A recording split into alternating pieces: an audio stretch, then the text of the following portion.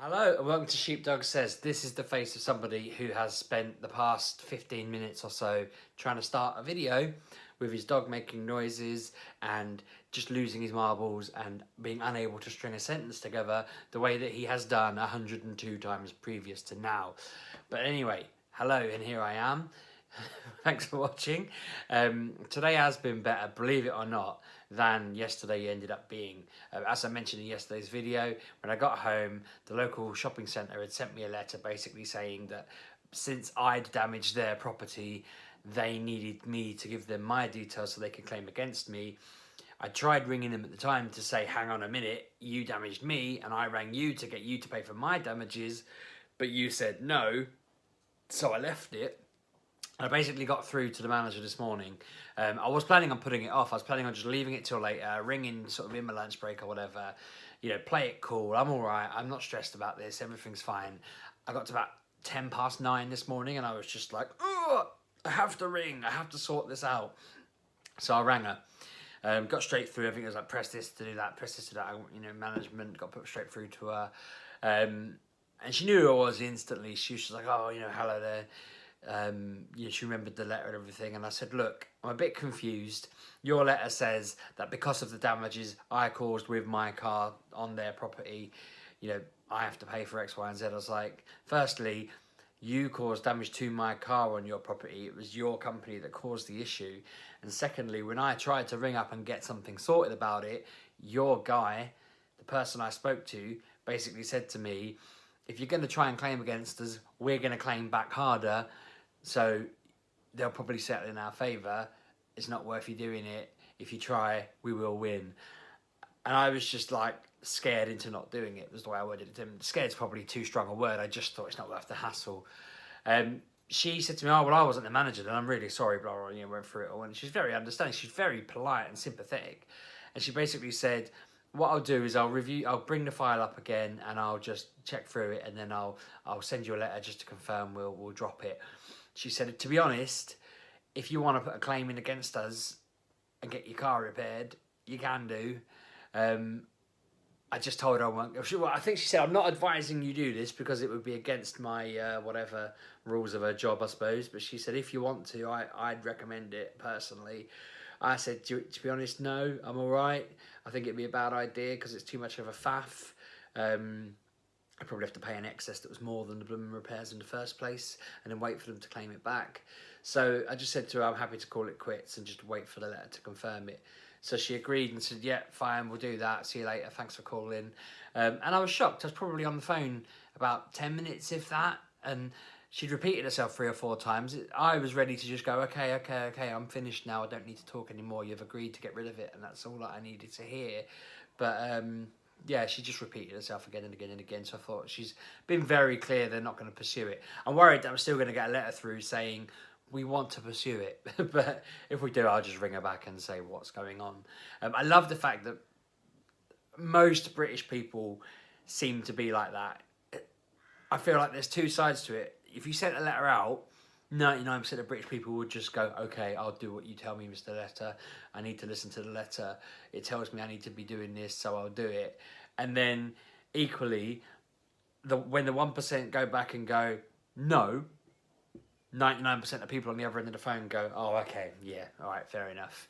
I'm quite, because I've always worked on phones or in positions where I need to talk to people, I'm very good at just saying, I'm not happy with that, I'm not doing that. I remember when we moved into one of our first houses, the weirdest thing happened.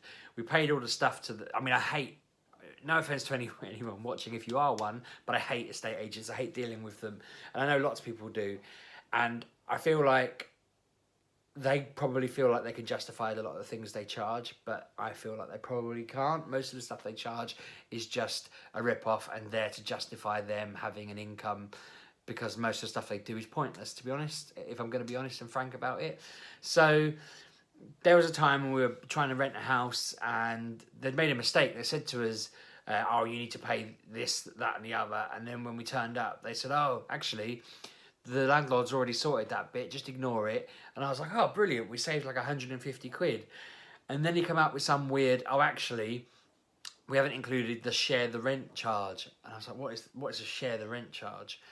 And he said, it's £100. And I was just like, well, no, thank you. And he made us basically pay that one, which I didn't win on, but I tried to.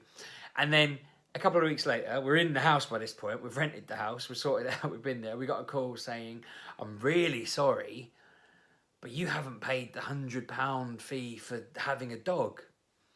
We should have included it at the start. Can you come around and sort that out? I'm really sorry for the mistake. You know, I understand that it's probably not what you want to hear.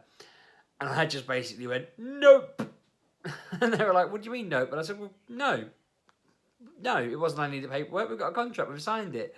She was like, I don't know what to do. And then they sent us a letter saying, are you sure you don't want to pay it?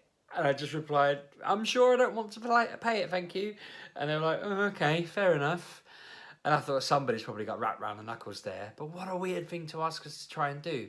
And I've had that sort of thing so many times. I'm very good at just ringing up and saying, I'm not happy with whatever. You know, you've done this. I'm not happy with it. Sort it out. And like certain companies, I think I've spoken about this before. Certain companies will be like, yep, fine, cool. We'll knock some money off your account, whatever. I've had one where I rang BT though, where I'd rang my mum and we were on the phone for, I think if you ring for an hour, it's free.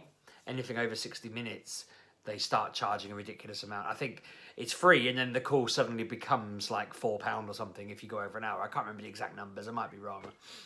And I think we'd done a call that was 1 hour and 10 seconds. And I didn't know this was a thing. I didn't know this was the rule and that's what happened. I mean, I don't know what I thought. I think we just assumed all of that, because it's called all-inclusive, minutes, weekends, evenings, whatever.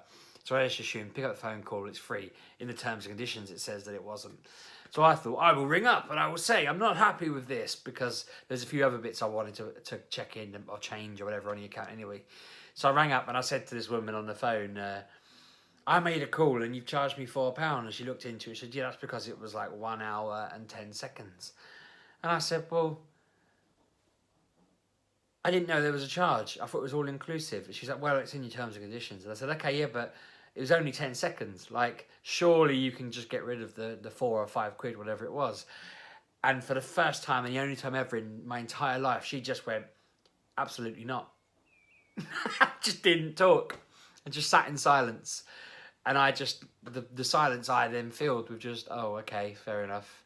And she was like, is there anything else I can help you with? And I was like, no, I think that's everything. She's like, okay, have a lovely evening. And yeah, thanks for calling. And I just sat there dumbfounded.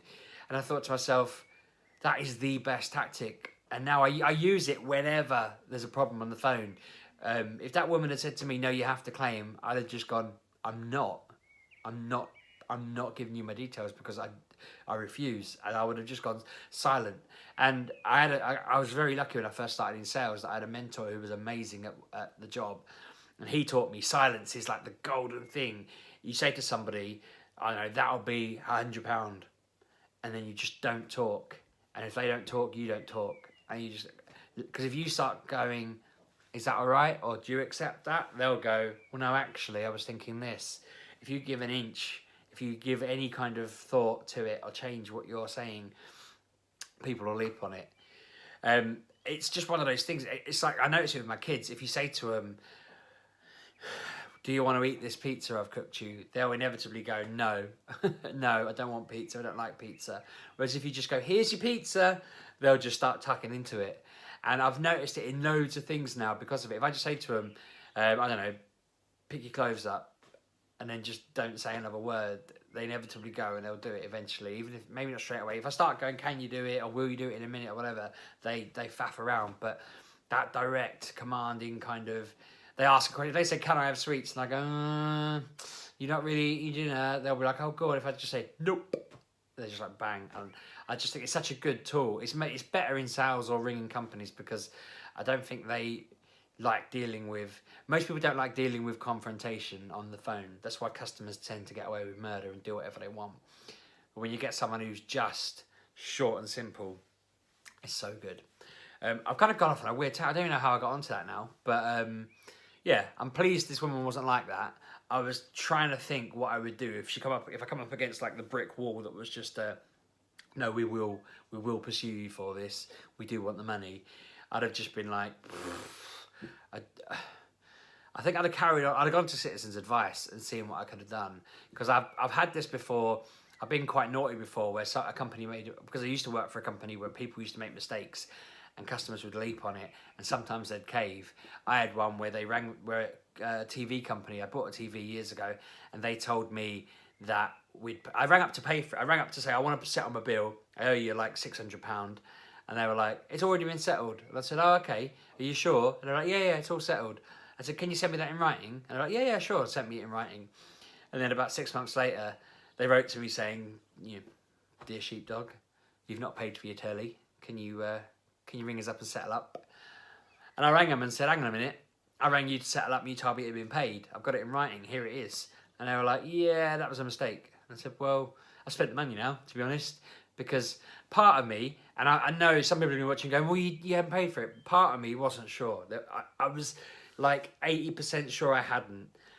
But we'd just got married and we'd moved and we had loads of bills to pay for different things because we were moving into a house. And I was kind of the mindset of, maybe I did pay it and I haven't paid this thing. Because there was lots of things. I'd ring up another one and pay that. I'd ring up another one and pay that. I just had loads and loads and loads of things spinning at once. And so when he said I'd done it, I was like, either this is the best mistake ever, or I've not paid it. So when they come back and they said, you've not paid it, I was like, I don't think I have. But we went back and forth on this, because I was like, here's the letter. And they were like, yeah, ignore the letter. And I was like, but it is signed and it does say it's all settled and our account is closed. And they're like, yeah, but we've made a mistake. And I was like, yeah, but I haven't even got the card anymore. Like, there's no credit to it. It was a Comet thing where they applied. It's like you took out on finance and you paid it within 6 months and they gave you a little card. And I was like, all of that's been closed. I haven't got any of the details anymore. You could be anyone ringing me. And because we went back and forth like that for however long it was, in the end they said to me, if we knock off 150 quid, will you pay the rest of it? And I just sort of went, and all I kept thinking in my head was, do I say to him, make it 300? Or do I just go, yep, okay. So I went, yeah, all right. And I gave him the money. And I do feel a little bit mean, because it was like, I should have just done it, really. The honest thing to do would have probably been to pay up. But I can't imagine most people would have done it in my scenario. I'd love to hear what you would have done, because most people would probably say yes, they would have.